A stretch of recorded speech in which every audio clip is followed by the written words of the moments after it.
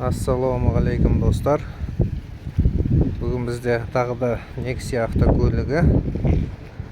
Бұның бүгін суын ауыстырып, өшім редуктордағы екі патрубка су жіберіп жүр. Соны ауыстыратын боламыз. Ол үшін бізге алдыменен машинаның суын төгіп алу керек.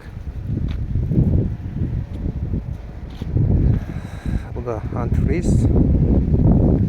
Суды төгу үшін мына жақтан радиатордан төгеміз оны. Мына жерде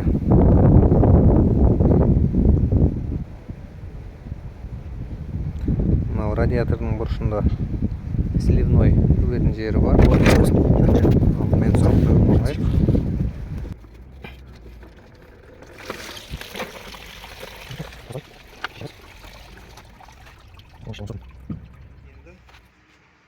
Енді редукторды шешеміз. Оны шешу үшін бізге отвертка. Мынаны шешеміз 14 газден келгенді. Газ баллонды жабудың керегі жоқ, бізде өйткені мына клапан бар.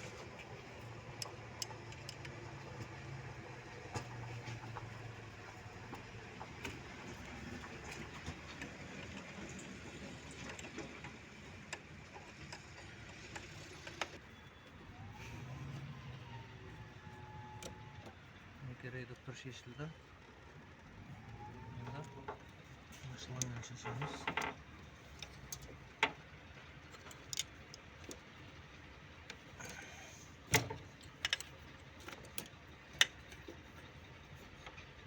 Сосын мынау датчикті ажыратамыз. Сосын печкіден келген суды ажыратамыз бірден.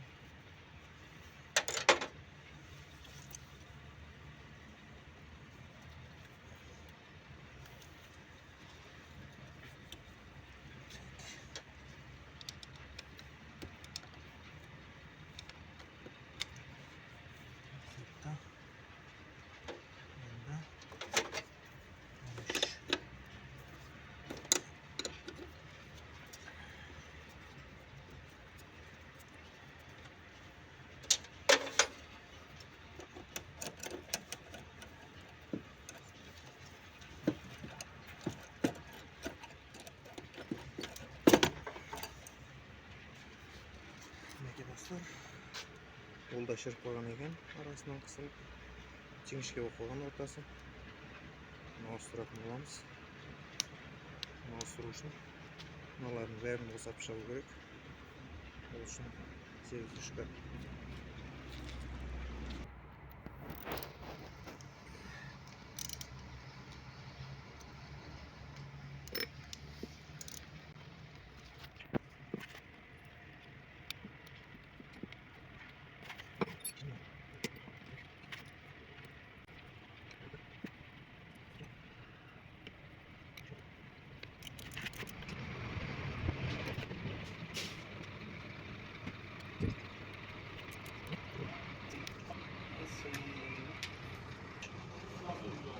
Мінекей бәрін шешіп алдық. Мынаны шығарамыз. Мынаған тесуші болмағылар. Газын гидропкасы бұл. Енді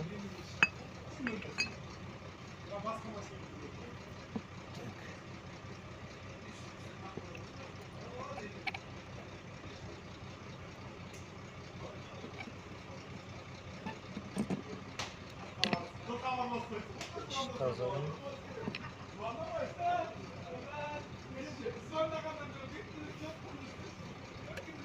Мыналарды ауыстыру керек болсын.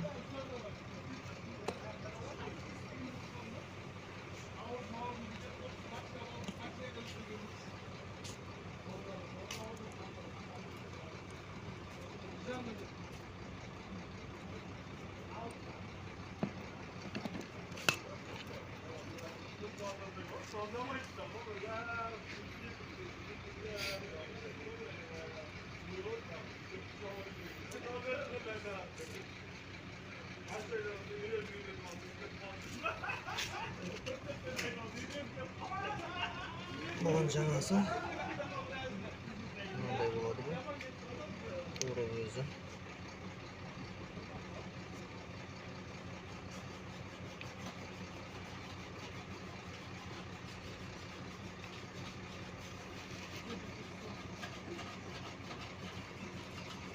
Осылай.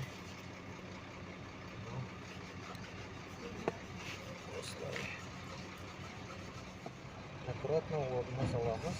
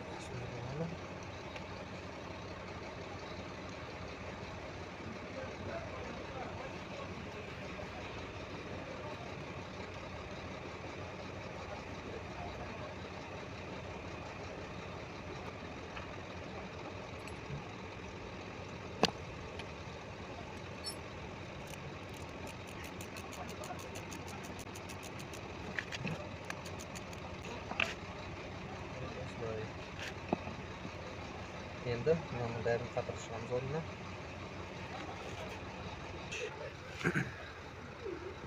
Мінекей достар, орнына қайттан қатырып алдық. Шлангілер су жүретін линиясы ауысты. Енді орнына дәл солай қайтып жинайтын боламыз. Болатты бір қысып қойып.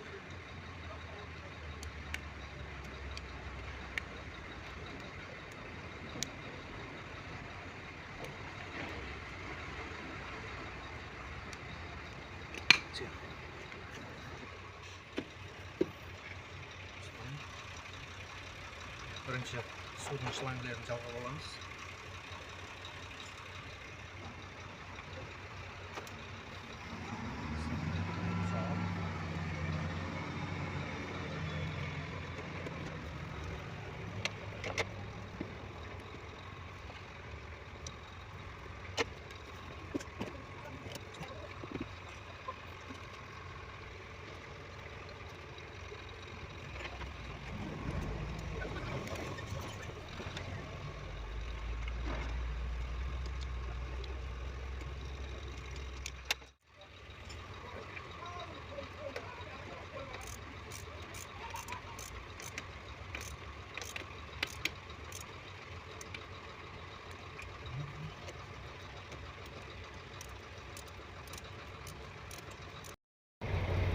Шлангілер жалғанды. Редукторды орнына қатырамыз.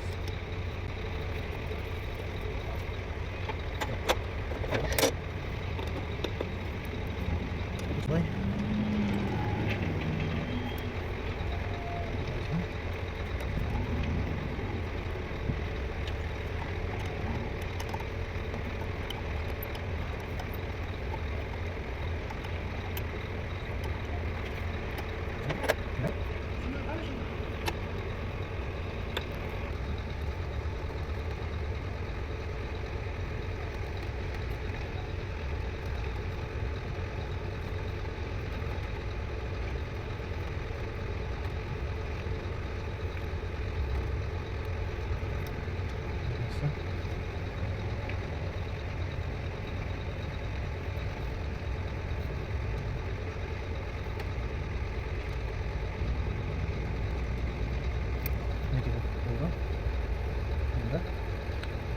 Посуда кеткен жаңын қалдыңыз.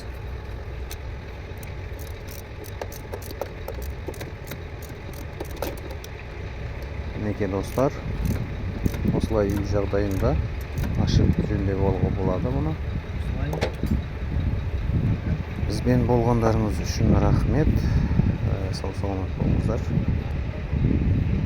Қазақ тіліндегі YouTube каналымыздың дамуы үшін подписка, лайк, түсінбеген жерлеріңіз болса комментарияда сұраңыздар, жауап беруге тырысамыз. Алда бұдан да қызықты, пайдалы видеолармен бөлісетін боламыз. Сау саламат болыңыздар. Енді су құйып оталдыра беруге болады. Сау болыңыздар.